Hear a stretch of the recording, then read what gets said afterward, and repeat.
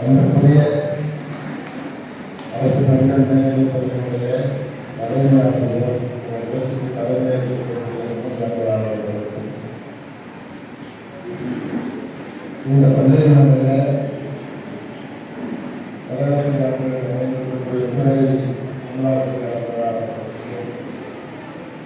இந்த மக்கள் இருக்கக்கூடிய வழிகாட்டியாக இருக்கக்கூடிய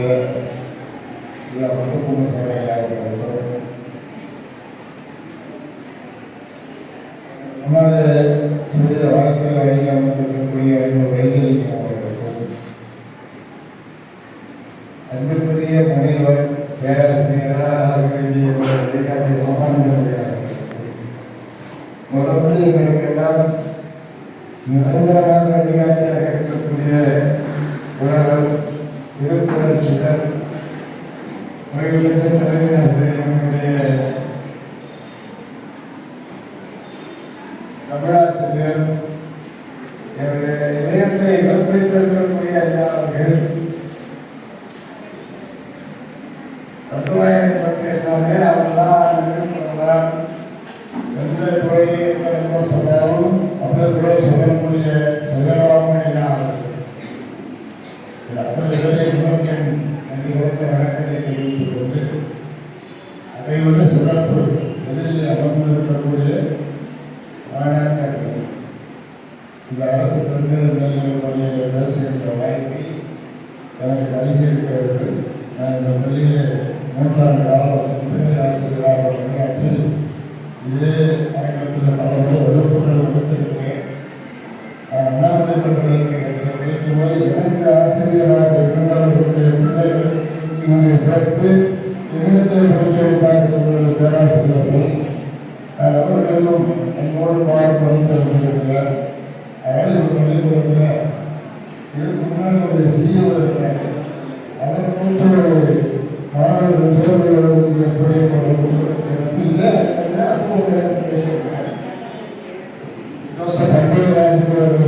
தலைமை கல்வியாளர் இருக்கிறார். இன்னொரு வாய்ப்பு கிடைக்கும் சரி நம்ம ஸ்கூல் போகணும்னு ஒரு ஆர்வம் நிகழ்ச்சி திருக்குறள் சார்பாக திருக்குறளை மாணவர்களுக்கு கொண்டு போய் சேர்ப்பது முன்னேற்றம். திருக்குறளை பற்றி நீங்க என்ன நினைக்கிறீங்க? உங்க மனசுல என்ன நினைச்சிருக்கீங்க? அது ஏதோ 1ஆம் வகுப்பிலிருந்து 2ஆம் வகுப்பு தமிழ் புத்தகங்களை எடுத்த உடனே ஏதாவது ஒரு 60,000 நடத்தி உடனே திருக்குறள் பற்றி திருக்குறளை வச்சிருப்பாங்க. அப்புறம் 20 திருக்குறள் வைப்பாங்க. அப்புறம் ஒரு 4 அதிகாரத்தை வச்சுட்டே வருவாங்க. அதுக்கு ஏதாவது ஒரு பகுதியை மனப்பாட பகுதியாக வச்சுருப்பாங்க. அதை வச்சுட்டு தேர்வுக்கு எழுதி முடிச்சுவோம். அதுக்கு பிறகு திருக்குறளை கொஞ்சம் கொஞ்சமாக மறந்துடுவோம். இதுதான் பொதுவாக எல்லா இடங்களும் இருக்கு. ஆனால் எத்தனையோ புத்தகங்கள் உள்ளது. நூலகத்தில் ஆயிரக்கணக்கான புத்தகங்கள் இருந்தாலும் ஒவ்வொரு வீட்டிலையும் கண்டிப்பாக இருக்க வேண்டிய ஒரு புத்தகம் திருக்குறள். ஒவ்வொரு வீட்டுக்கு ஒவ்வொரு ஒவ்வொருத்தரும் கையிலையும் ஒரு திருக்குறள் புத்தகம் இருக்கும். ஏனென்றால் உங்களுக்கு வரைக்கும் திருக்குறள் புத்தகத்துக்கு திருக்குறளை படித்த உடனேயே பொருள் எழுதிவிடுமா என்று கேட்டால் இலக்குறைப்பார்கள் படித்தவுடனே புரிந்துவிடும். இலக்குறைப்பார்கள் படித்தவுடனே புரியாது. ஆனால் 2-3 முறை படித்தால் புரியும். இலக்குறைப்பார்கள் பல முறை படித்தாலும் பலவிதமாக புரியும். ஒவ்வொரு குரலுக்கும் ஒரு பொருள் இருக்கும். அதே குரலுக்கு இன்னொரு திருப்பை கேட்டால் அவ்வளவு முறை சொல்லலாம். வேறொரு திருப்பை கேட்டால் அவ்வளவு முறை சொல்லலாம். ஒவ்வொரு குரலுக்கும் ஏன் ஒவ்வொருத்தரும் ஒவ்வொரு விதமாக சொல்றாங்கன்னா அந்த திருவள்ளுவருடைய பார்வை அவர்கள் பார்க்க முடியாது. அவரவருக்கு ஒரு பார்வை இருக்கும். அந்த பார்வை தனித்தன்மை வாய்ந்தது. அதனால நீங்க என்ன பண்ணுவீங்கன்னா உங்கள் பார்வையை அவர்களுக்கு செலுத்தவும்.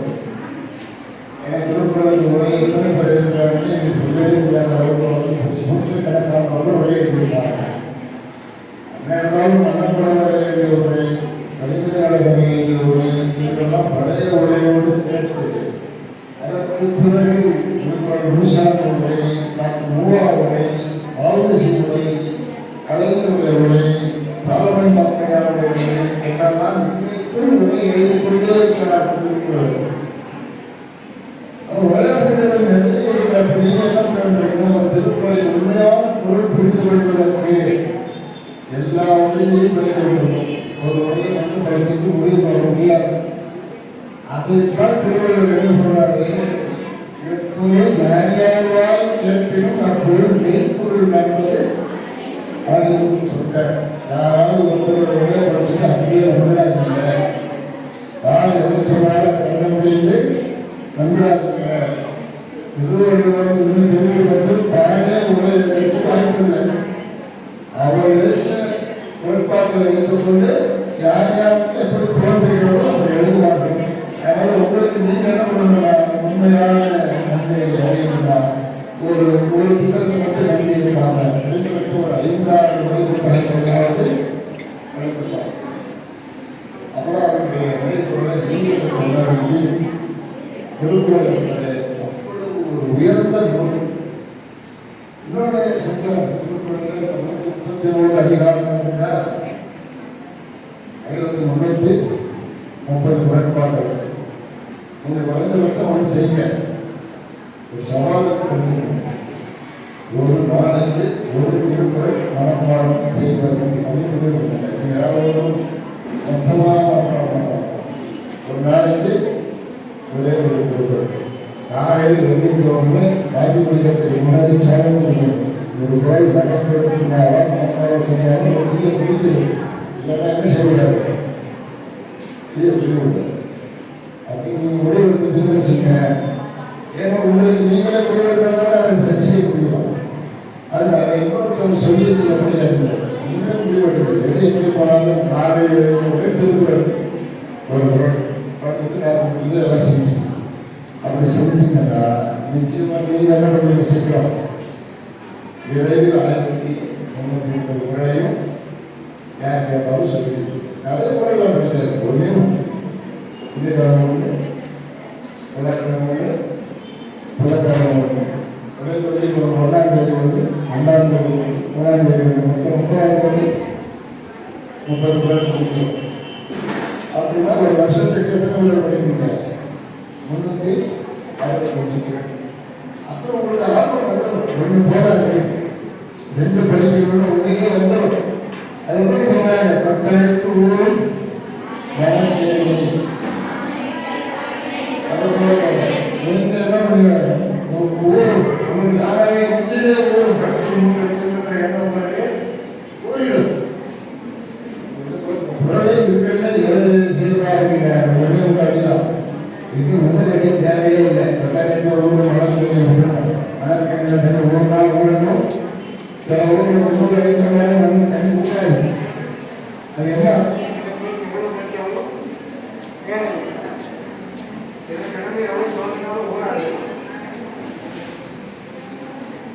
சில பேருக்கு எவ்வளவு கொடுத்தாலும்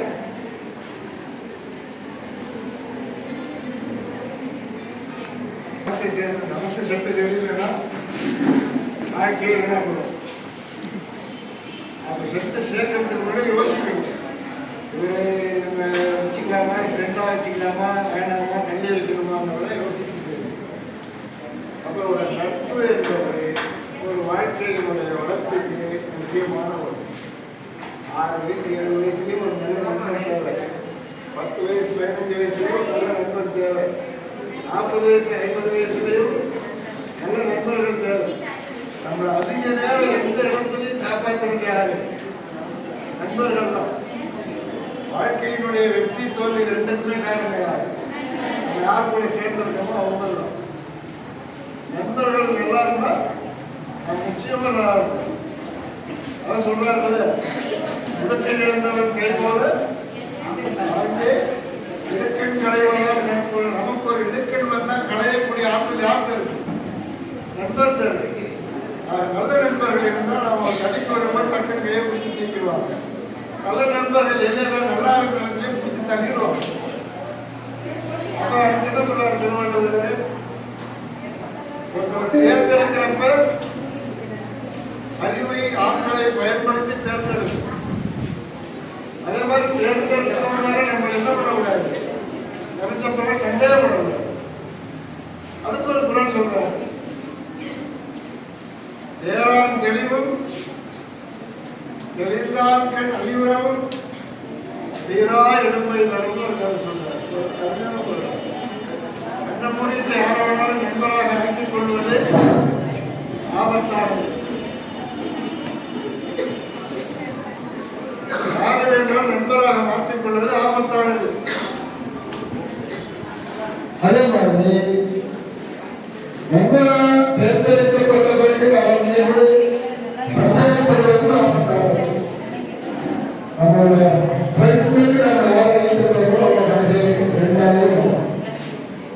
அவருடைய வாழ்க்கையினுடைய வெற்றியும் பாதி வந்து நண்பர்களுக்கு நண்பர்கள் நமக்கு துணையாக இருப்பார்கள். நண்பர்கள் மீது நாம் சந்தேகப்பட்ட நம்ம வெற்றிக்கு பாதிப்பாக வெற்றி என்பது ஒரு பகுதி நம்முடைய நட்பிலிருந்து வரக்கூடியவராக கவின் இதை எடுக்க பார்த்து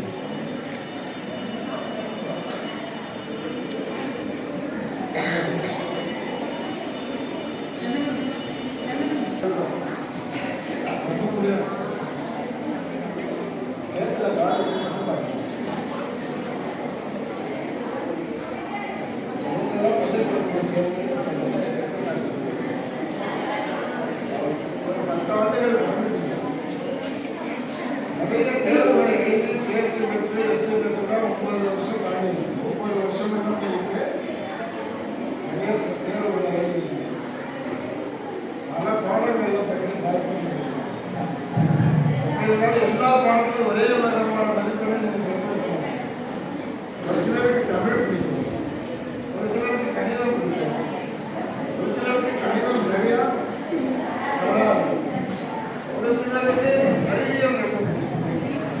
இப்ப நாளைக்கு நம்ம என்னவா இருக்கிறது இன்னைக்கு நம்ம ஒரு முறைக்கு பல முறை யோசித்து பார்த்துதான் ஒரு பள்ளிக்கூடத்தில் சேர்க்கணுமா, நல்ல பள்ளிக்கூடமா இங்க போகலாமான்னு 10 பேரை விசாரிக்கணும். தேவ ஸ்கூலில் சேர்க்கலாம்னா சொல்லுவாங்க. அதுக்கு பிறகு சேர்க்கலாம். நம்ம வேற பள்ளிக்கூடத்தில் போய் எங்கேயாவது சேர்க்கலாமா அப்படின்னு இன்னொருத்தர் சொல்லுவாங்க. அவங்க சேர்க்கலாமா அப்படின்னு பள்ளிக்கூடத்தை மாற்றுவோம். அதுதான் இப்போ 11th சேரும்போது என்ன சொல்லுவாங்க, நீங்கள் எந்த குரூப் படிக்கிறீங்க பணத்தை கேள்வி. ஒருத்தர் வந்து மேத்ஸு பிசிக்ஸ் கெமிஸ்ட்ரி படிக்கிறாங்க, இன்னொருத்தர் பயாலஜி படிக்கிறாங்க, இன்னொருத்தர் ஹிஸ்டரி படிக்கிறாங்க. இப்போ கொடுக்கக்கூடிய அறிவுரைகள் பார்த்தீங்கன்னா மாறிட்டே ஒவ்வொருத்தருக்கு தெரிஞ்சதை ஒவ்வொருத்தருக்கு செய்வாங்க. அவருடைய எந்த குரூப்பை தேர்ந்தெடுக்கிறோம் எப்படி முடிவெடுக்கிறீங்க? சொன்னாரு எளிய துணிய கர்வம் எதாக இருந்தாலும் சிந்தித்து பார்த்து ஒரு முடிவோட அவசரப்பட்டு முதலில் எண்ணம் என்பது பின்னாடி தெளிவை தேர்ந்தெடுத்து அந்த வழியை செய்து கொண்டு இருக்கலாம். ரொம்ப நாள் காலத்தில் ஒரு தவறான முடிவுகள் எடுத்து உங்களுடைய பதிலை மாற்றிக்கொள்வதற்கான வாய்ப்பை பெறுவது அறிவும். அதனால் எந்த ஒரு செயலை செய்வதற்கு முன்னாலே பல முறை 100 முறை எண்ணி பார்த்து ஒரு செயலை தேர்ந்தெடுத்தால் நீங்கள் வாழ்க்கையில் வெற்றி பெற முடியும். வாழ்க்கையில் இருக்கிற வெற்றி என்பது ஒரே ஒரு முறை பெறுகிற ஒரு வெற்றி கிடையவே கிடையாது. இது எதுக்காக வெற்றி பண்ண வாழ்க்கையில் அன்றாட கற்றுக்கொண்டே அது முடிவுலாம் கிடையாது. போக முடியாது. ஒவ்வொரு முறையும் ஒவ்வொரு நாளும் ஒவ்வொரு நாளையும் ஒவ்வொரு செயலையும் நீங்கள் வெற்றி பெற்றுக்கொண்டே இருக்கிறோம். அந்த வெற்றிக்கு ஒன்றுக்குள்ளே இருப்பதற்கான வாய்ப்பே உலகத்தில் கிடையவே கிடையாது. ஆனால் அடுத்து நீங்கள் என்ன பண்ணணும்னா உங்களுக்கு துணையாக இருப்பது எது, உங்கள் வெற்றிக்கு துணையாக இருப்பது எது? அறிவு. ஒரு வாழ்க்கையினுடைய வெற்றியை பார்த்தீங்கன்னு சொன்னால் அறிவுதான் ஒரு மனிதனுடைய மூலதனம், ஆயுதம். மனிதனுக்கான அடையாளமே அறிவுதான். விளக்கங்களுக்கெல்லாம் அறிவு இல்லை இல்லையா? எங்கள் அறிவு கண்டிப்பாக இருக்கு. இன்றைக்கு வரைக்கும் பொண்ணு, குதிரை, கரடி, சிங்கம், புலியெல்லாம் இருக்குல்ல, இது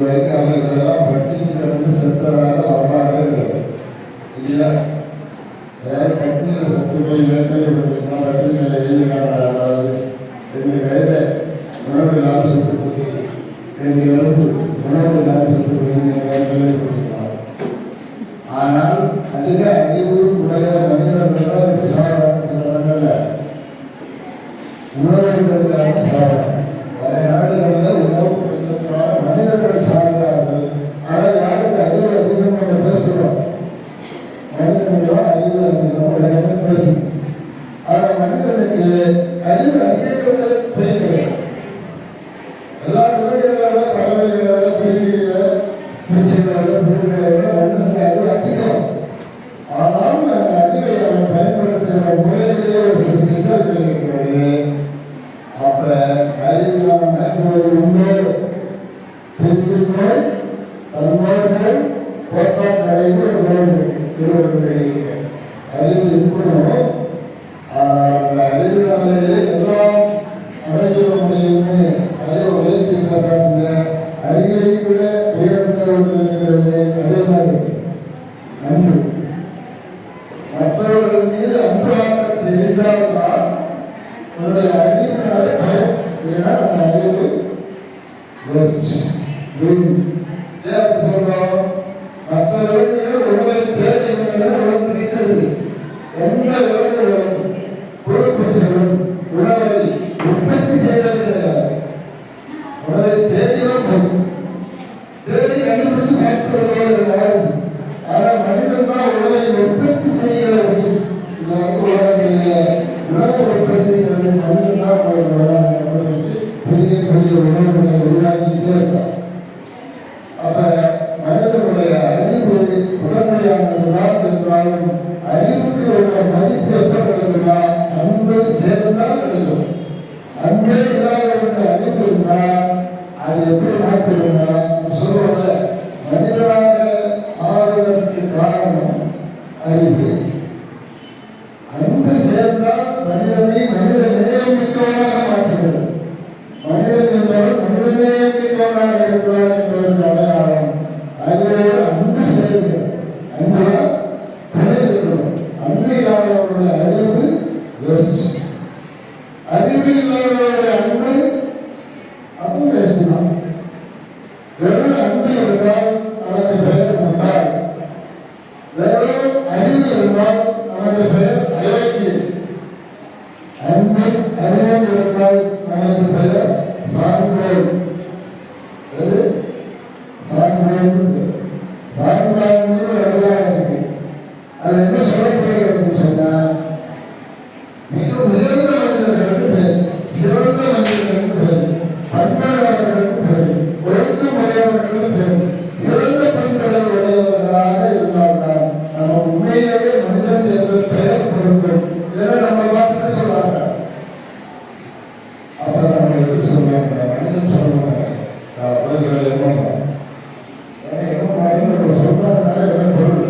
ஒரு விளக்குக்கு சமமா நம்மளை பேச ஆரம்பிச்சுட்டாங்க. இந்த வேலை இன்னும் வரவில்லையா அப்படின்னு கேட்பாங்க. மனுஷன் தான் கேட்பாங்க. இங்கே அந்த வேலை இன்னும் வராங்க.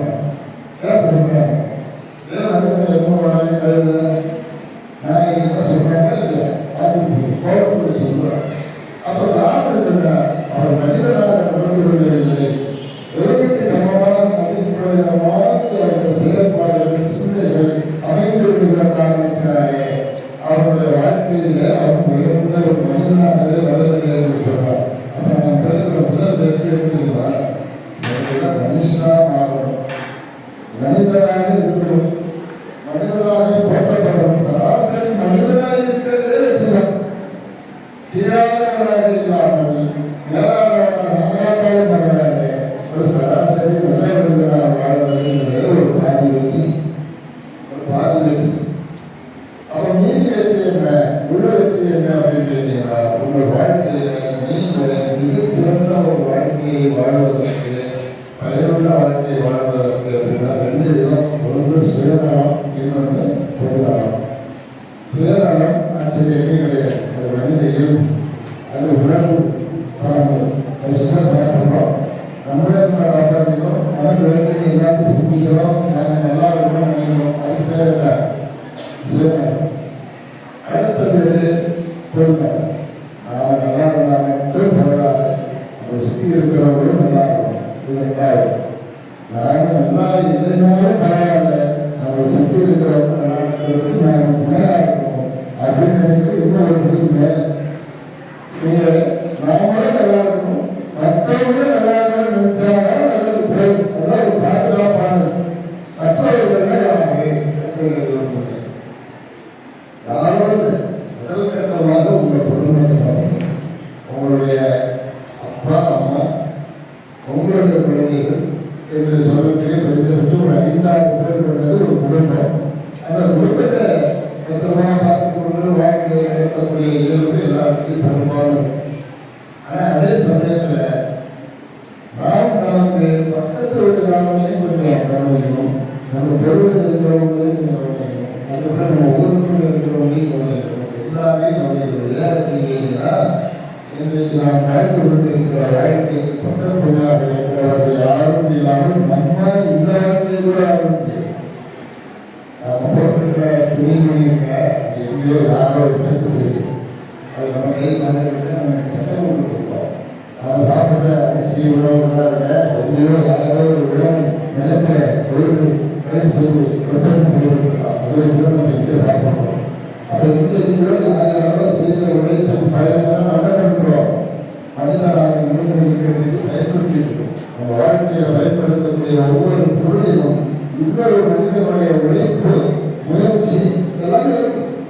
அப்போ அதே மாதிரி நாமும் நம்முடைய செயல்பாடுகளை அன்றாடம் செய்கிற ஒவ்வொரு செயலிலையும் பிறருக்கு நம்மால் முடிந்த நன்மையை செய்து வாழ்க்கையை வெற்றி பெறுவோம்.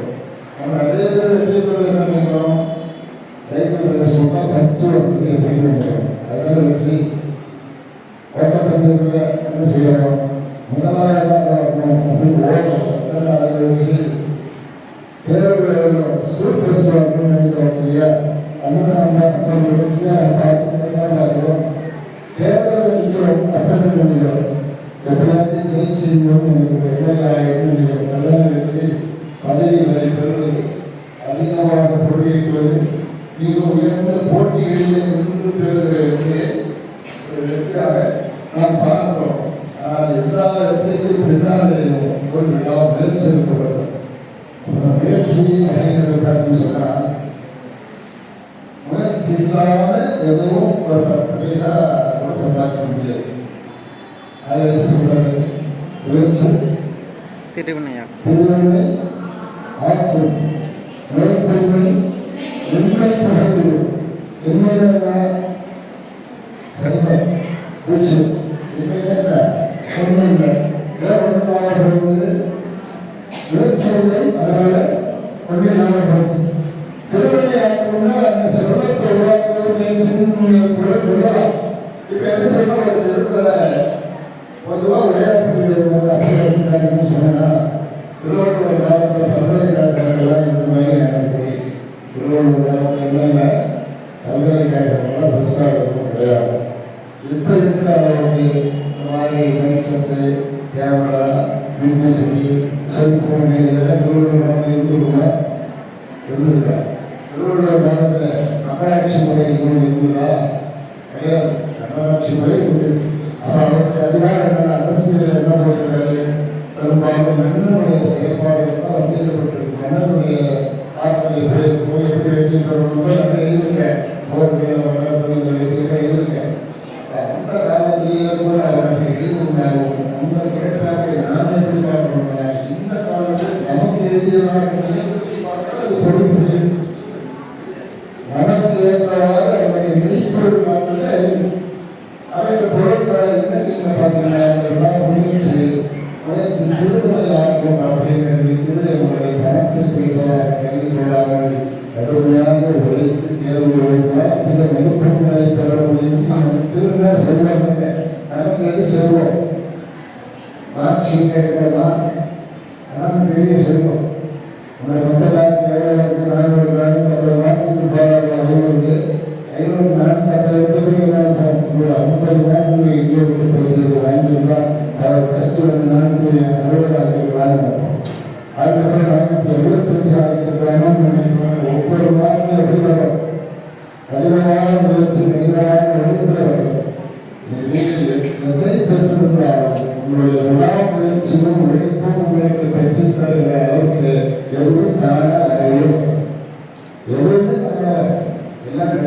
பிறகு முயற்சிகள்லாம் வரணும்.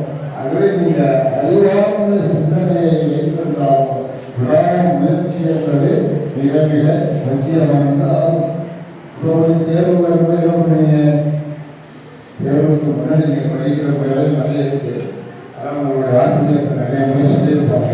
நாங்கள் பழைய ஓடு மாதிரி போன வருஷத்து வினாத்தாள், சென்ற ஆண்டு வினாத்தாள், அதுக்கு முந்தைய ஆண்டு வினாத்தாள்கள் எடுத்து ஒரு முறை பரிசீலனை செய்து எல்லா கொஸ்டின் செலக்ட் பண்ணி படித்து எந்த கொஸ்டின் திரும்ப கேட்டிருக்காங்க, இந்த கொஸ்டின் கேட்கவே இல்லைங்களா ஆராய்ச்சி பண்ணி இந்த கொஸ்டின் கண்டிப்பாக வரும் அப்படின்னு நினைச்சு ஒரு வரை கேட்டாலும் கேட்கலனாலும் புத்தகம் முழுவதையும் படித்து புரிந்து கொள்ள வேண்டும். தேர்வுடைய என்ன மதிப்பெண்ணாலும் வரலைனாலும் மாணவர்களுடைய அறிவு பிற்காலத்தில் உதவும் நினைச்சு புத்தகத்தை தேர்வுக்காக மட்டும் படிக்காமல் வாழ்க்கைக்காக படிக்கிறதுக்கு ஒரு வகை இருக்கு.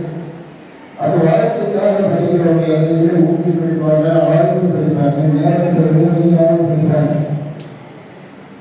அது எல்லா சமயத்திலையும் எல்லா நேரத்திலையும் தேர்வுக்காக படிக்கிறதுக்கும் ஒரு வகை இருக்கு. நம்முடைய வாழ்க்கைக்கு பயன்படுத்த நினைச்சு அதை ஊக்கி படிக்கிறதுக்கும் ஒரு வகை இருக்கு. அதனாலதான் கற்க கசடக கற்பவை கற்றது நிற்க அகத்திற்காக அது ஏன் நிற்க அகத்திற்காக சொல்லணும். படித்து முடிச்சுட்டு பாஸ் பண்ணிட்டோன்னு விளையாட்டு போய் அதோட அதை வச்சுட்டு வேலை பார்க்கலாம்னு படித்த பல செய்திகளை நம்முடைய வாழ்க்கையை அன்றாட பின்பற்றி வாழ வேண்டும் என்கிற காரணத்தினால அந்த செய்திகளெல்லாம் நம்ம பயன்படுத்த. ஒரு உதாரணத்துக்கு நம்ம உடல் உறுப்பினர் ரொம்ப முக்கியமான உறுப்பினர் பொதுவாக என்ன நிறைய உறுப்பினர்களுக்கு இதயம் ரொம்ப முக்கியமான சுவாசம் பொதுவாக வெளியில் பார்த்தீங்கன்னா நெய்வாய் கண்ணுக்கு செய்தி அப்படின்னு சொல்லுவாங்க. அந்த உறுப்பினர்கள் கண்ணு ரொம்ப முக்கியம். நம்ம அறிவு எதன் மூலம் வந்து கண் தான் நமக்கு அறிவை பெற்று தரக்கூடிய முதல் கருவி. அது வழியாக உலகத்தில் இருக்கக்கூடிய பல செய்திகளை பார்த்து புரிந்து கொள்ளுகிற வாய்ப்பு நமக்கு இருக்கு. கண்ணிலாம் பெரும்பான்மையான உலகத்தை விட்டுவிட முடியாது. நடைமுறைக்கு ஒன்றாக வேலை இருக்கிறது நடக்க முடியாது, வர முடியாது. அந்த கண்ணுக்கு அவ்வளவு முக்கியத்துவம் கொடுத்து கஷ்டப்பட்டு கண்ணாக்கணும் நினைக்கிறேன். ரெண்டாவது நீங்க பார்க்கிற பார்வையிலேயே பலவிதமான பொருள் இருக்கும். அதுமாதிரி ஒருத்தவங்க பார்த்தா அழைத்து நடந்து முகத்து தெரியும் தெரியும். இந்த கண்ணை பார்த்தா கண்டுபிடிச்சிருப்பாங்க. பார்வையே சரியில்லை, சிறப்பாக நடிச்சாக ரெண்டில் பார்த்தீங்கன்னா உணர்வுக்கு வெளிப்படுத்த 2 காரணங்கள் இருக்கு. ஒன்று உங்களுடைய உள்ளுணர்வுகளை வெளிப்படுத்தக்கூடிய ஆற்றல் கண்ணு போட்டு இல்லைன்னா நம்ம அறியாமல் கண்ணு தண்ணி நேரம் அதான் சந்தோஷத்துக்கு நிறைய சந்தோஷம். ஏன்னா கண்ணினுடைய இன்னொரு செயல் உணர்ச்சியை வெளிப்படுத்துவது, ஒரு செயல் வெளியில் இருக்கிற அறிவை உள்வாங்குவது, இன்னொரு செயல் உள்ளுக்குள் இருக்கிற உணர்வுகளை வெளிப்படுத்துவது கண்கள். ஆகவே இந்த கண்ணை அதை மிகச் சிறப்பாக பயன்படுத்தி இயல்பாக இந்த உலகத்தை நாம் அறிந்து வருகிற ஆர்வம் சொன்னால் நாட்டியமாகலாம். பாட்டுக்கு ஏற்பவர்கள் நாட்டியமாகலாம். நிறைய பேர் பாட்டு பாடுகிற முறை வேறு மாதிரி இருந்தால் நாட்டியமாடுகிற ஒரு முறை நாயகம்.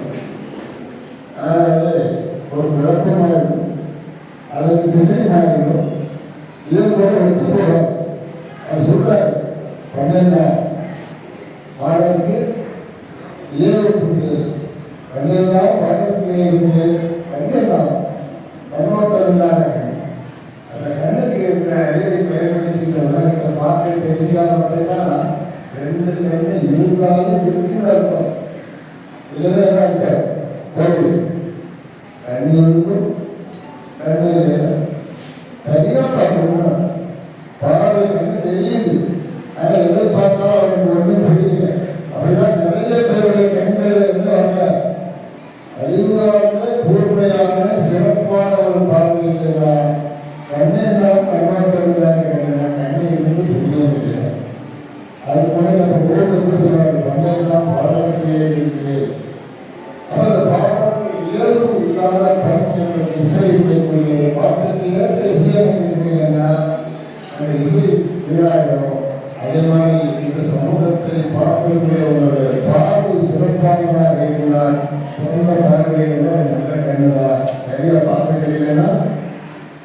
ஒன்றே கிடையாது. அப்ப அந்த பூரிய சிறந்த அறிவார்ந்த ஒரு பார்வை கண்ணுக்கு தேவைன்னு சொல்லி கண்ணின் சிறப்பு ஒரு மனிதனுக்கு அறிவை தரக்கூடிய ஆற்றல் உள்ளது. அடுத்தது அறிவை தரக்கூடியது கால்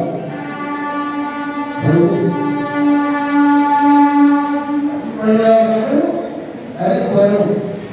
அடுத்தது காது வழியாகவும் அறிவு வரும். இப்போ அனைவரும் கேட்டுட்டு நம்ம பேசிக்கிறோம். காது இருந்தாலும் விதியோட கேட்போம். அவரும் சொன்னாங்க செடியும் செடி சுவையுணவா நாட்கள் அவியும் வாழினும் என் அதையும் வாழினும் செடி சுவைங்கிறது ரொம்ப சுவை. நம்ம சொல்றதை கேட்கும் போதே அதை சுவைக்கக்கூடிய ஒரு ஆற்றல் இன்னும் சுவைக்கக்கூடிய உண்மை சுவைத்திருந்தால் ரசிக்கிறது சொல்றாங்க வராது. அதனால கண் போல சுவைக்கக்கூடியது, காலம் சுவைக்கக்கூடியது. அப்ப நமக்கு முக்கியமாக அறிவு தரக்கூடியது ஒன்று கண்ணு, இன்னொன்று அப்ப அடுத்து அவங்களுக்குள்ள வாங்கிட்ட அறிவை வெளியில் புதுப்பொருள் வாங்கிட்டார். அங்கே அறிவு எப்படி சொல்லணும், வாயை பற்றி கொடுக்குறாங்க, நல்லா சொல்லணும், நிறைய சொல்லணும், முறையா சொல்லணும், ஒழுங்கா சொல்லணும். அப்ப சொல்றத ஒழுங்கா சொல்லணும். சொல்லுங்க, சொல்லி பயன்படுத்த சொல்லுங்க, சொல்லி பயன்படாத சொல்லு அப்படின்னு. அவன் நிறைய நேரங்களில் பேசுகிற போது பயனுள்ள சொற்களை பேசுகிறோமா யோசித்து சிந்திச்சு பார்த்து பேசணும். பள்ளியினுடைய வாசலை நிறைய திருக்குறள் வெளியே பாராட்டுதற்குரிய ஒரு விஷயம். நம்ம வெளியே போய் உங்களுக்கு திருக்குறள் நிறைய படுத்துக்கு உங்க சொல்லிக்கொண்டுள்ள பஞ்சாயத்து என்ன செய்ய அந்த நாட்டு ரொம்ப முக்கியமானது. கூட வந்து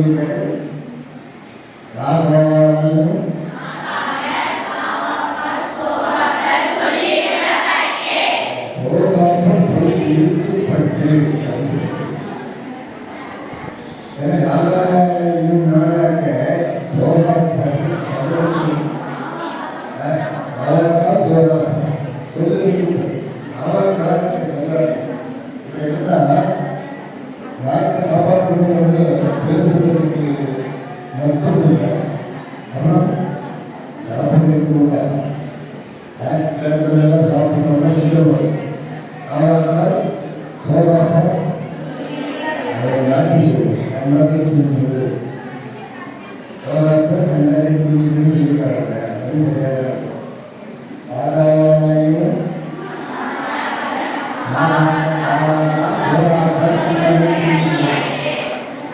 எவ்வளோ சாப்பிடக்கூடாது. நாட்டுக்கு பிடிச்சதெல்லாம் பிள்ளைலாம் வைத்து வருகிறார்.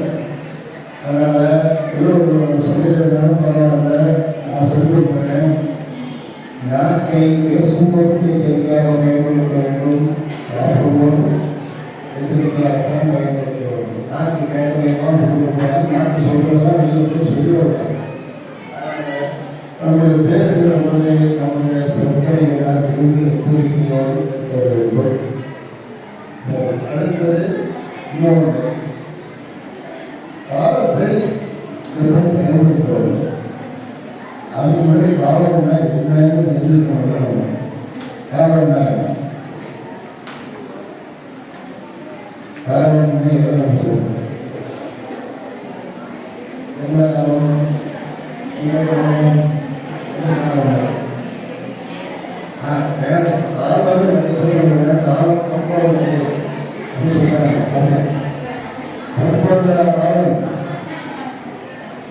பொன்னிடம் பொருளாதாரம் உயர்ந்ததுக்காக ஒன்று நான் சொல்லுவாங்க, காலத்தை நான் சொல்லுவாங்க. பொண்ணு அடவே இருக்கலாம், காலத்தை அடவே இருக்கலாம். நாளிலே நம்முடைய ஆய்வு நாள். ஆய்வு என்பது ஆய்வு நாள். ஆய்வு நாளில் வரும் அது பொறுத்து திரும்பணும்.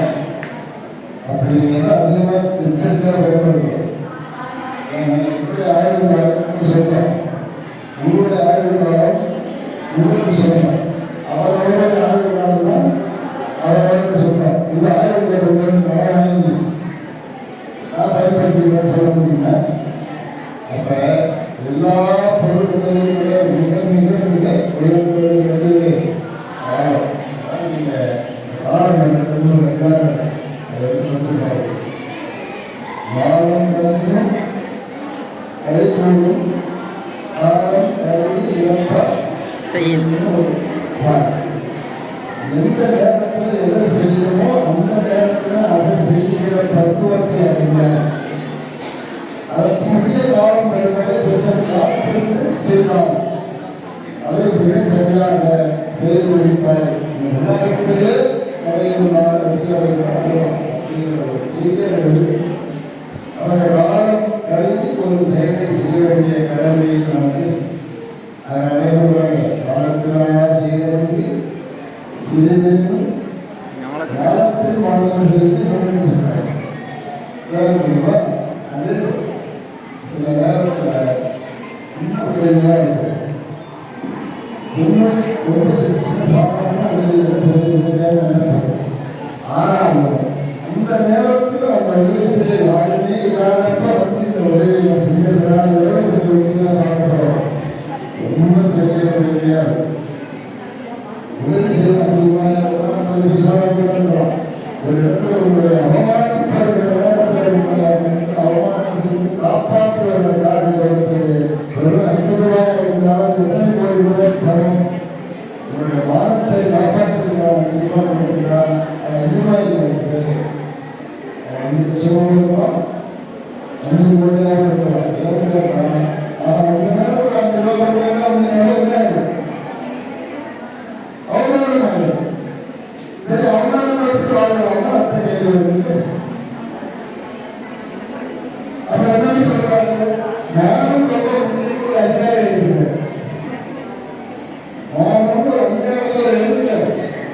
நெய்யத்தையும் வாழா அவரை மாநில அவரை அண்ணா உயிர் நிற்பர் மானம்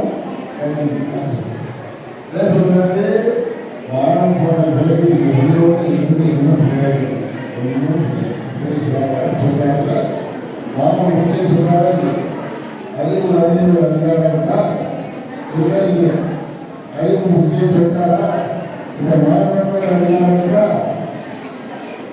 என்ன சொல்றாரு? மானமும் அறிவும் மனிதனுக்கு அவசியம் சொல்றாரு. அறிவுன்னு சொல்றது தங்கை புரியா. மானமும் அறிவும் மனிதனுக்கு அறிவு சொல்லி புரியா. ஞானமும் அறிவும் மனிதனுக்கு அவசியம் சொல்றாரு. அப்ப ஒவ்வொரு அதிகாரமும் முக்கியம். வாழ்க்கையுடைய வெற்றி வெற்றி எதை நினைக்கிறாங்க? நிறைய பணம் சேர்க்கிறது. பெரிய வாழ்க்கையுடைய வெற்றி என்பது வெற்றி அது இல்லை. நம்மளோடு கூடிய வாழ்க்கையுடைய சமூகத்தில் மனிதநேயத்தோடு, அன்போடு, அறிவோடு, பண்போடு, ஒழுக்கத்தோடு அனைவரையும் அரவணைத்துக் கொண்டு வாழ்கிற வாழ்க்கைக்கு பேர்தான் ஒரு வெற்றி. முழு வெற்றிங்கிறது அப்படிதான். ஆனால் அந்த முழு வெற்றியை நீங்கள் பெறுவதற்கு எல்லா காலத்திலும் கடைசி நிமிஷம் வரைக்கும் இளமையாகும் முயற்சியே முடிஞ்ச வரைக்கும் நாள் முடிஞ்ச உழைப்பு நெருங்க அடுத்த ஒரு உதவி செய்யும். அதுக்கப்புறம் பார்த்தீங்கன்னா அதுக்கு சோம்பேறித்தனமாக வாழணும். வெற்றியை பெறுவதற்கு என்ன செய்யலாம்? சோம்பேறித்தனமே இருக்கவே கூடாது. அது நம்மளுடைய தூக்கத்தில் கொண்டு தள்ளிடும்.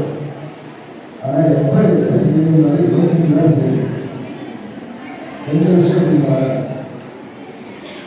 விரும்புக, விரும்பி செயல்பட, விரும்பக்க, விரும்பாது செய்யும் விரும்புக, விரும்பி செயல்பாடு விரும்பக்க, விரும்பாது செய்யும். சிலர் உடனே செஞ்சுட்டு மாற்றி இருக்கிறார்கள். கொஞ்சம் வெயிட் பண்ணி காத்திருந்து செய்ய வேண்டிய நேரத்தில் செய்யும். சிலவற்றை தொடர்ந்து செய்துட்டே இருக்கணும், நிறுத்திடக்கூடாது. அப்பதான் வெற்றி கிடைக்கணும். தேவையை அறிவிக்கப்பட்ட போது நீங்கள் என்ன பண்ணணும்னா தேர்வு முடிவு நடக்கும். அப்போ போய் காலையில் படிச்சுக்கலாம், ஒரு நாட்டில் தூங்குறது, சரி சாயங்காலம் படிச்சுக்கலாம், காலையில் 8 மணி தூங்குறது. இந்த மாதிரி செஞ்சால் இந்த வருஷம் மதிப்பெண் ஆகும். நான் எதுக்கு சொல்கிறேன் தெரியுமா? யாருக்கோ சொன்னாங்க, நீங்கள் சொல்லியிருப்பாரு, பொண்ணுங்களை புரிஞ்சு செய்யப்பாருங்க, எதை இப்போ செய்ய வேண்டாம்னு நினைக்கிறோம், அப்புறம் செஞ்சுக்கலாம். இப்போ செஞ்சு தீரணுமோ அதை வந்து செய்யணும். அப்புறம் விளையாட்டு போட்டியில் கலந்துக்கிறதெல்லாம் தேர்வு நேரத்தில் வச்சுருக்காரு. அதாவது பார்த்துக்கலாம்னு சொல்லிட்டு தண்ணீர் போட்டுட்டு தேர்வு முடிஞ்சு கோடை விடுமுறை விளையாட்டு போட்டியில் கலந்துக்கலாம். தேர்வு நேரம் என்ன பண்ணுவாங்க? தூங்காக்க தூங்காது செய்யும் வினையாகும். அதனால் தூங்குக துணி தேர்வாக தூங்குக தூங்காது செய்யும் வினை என்ற குரல் நமக்கு லட்சியத்துக்கு பக்கம் படிச்சுட்டே இருக்கணுங்கிறது தான். அதே மாதிரி நம்ம செய்யக்கூடிய செயல்படி செய்யறதுக்கு யோசிக்கிறோம், செய்யாமல் இருக்கலாம் அப்படின்னு பல தவறுகளை செய்து முடிச்சுட்டு நினைக்கிறோம். அதே மாதிரி பார்த்தீங்கன்னா செய்ய வேண்டிய நேரத்தில் செய்யாமல் விட்டாலும் எழுதலாம். செய்ய வேண்டிய நேரத்தில் செய்யாமல் விட்டாலும் செய்யக்கூடாத செய்தி கிடைச்சாலும் அதுவும் கூட செய்யக்க அல்ல செய்யக்கூடும். செய்யக்க செய்யாமலும் பெரும். அப்படி செய்யக்க அல்ல செய்யக்கூடா செய்யக்கூடாததை செய்யாமல் போகும். செய்ய வேண்டியதை செய்யாமல் விட்டாலும் கேட்கவும். அவர் எவ்வளோ நேரத்தில் பெருமாள் செய்யக்க அல்ல செய்ய வேண்டும். செய்யாமலும் பெரும் என்ற செயலின் மூலமாக செய்ய வேண்டியதை செய்யும், செய்யக்கூடாததை தடைப்பட்டு விட்டோம். இது எல்லாமே வெற்றிக்கான அடித்தளம். அவர்கள் செய்ய வேண்டியதை சரியாக செய்ய முக்கியமான சில ஆர்வங்கள் அதிகமாக இருக்கும்.